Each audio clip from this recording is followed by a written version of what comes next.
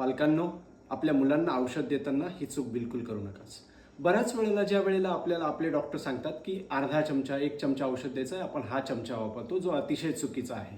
आपल्याला बॉटलबरोबर येणारा जो मेजरिंग कप असतो ज्याच्यावर 2.5 ml 5 ml अशी मार्किंग असते, त्याच्याप्रमाणे औषधं मोजून द्यायची आहे.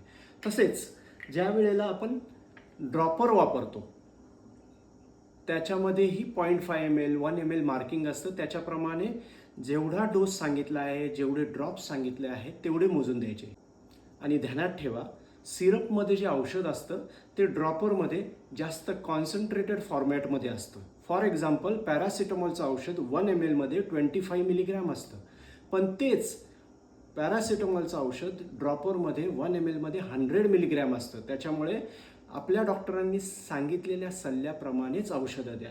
तिसरी गोष्ट, जेव्हाही आपण सिरप देत आहोत ती बॉटल प्रॉपरली शेक करून आणि मग नंतर आपल्या बाळाला दिली पाहिजे.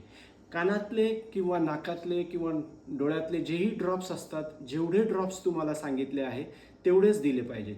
जर तुम्ही चुकीच्या पद्धतीने आणि चुकीच्या मोजमापाने औषधं दिले तर ते तुमच्या बाळासाठी उपयोगी ठरणार नाही. धन्यवाद.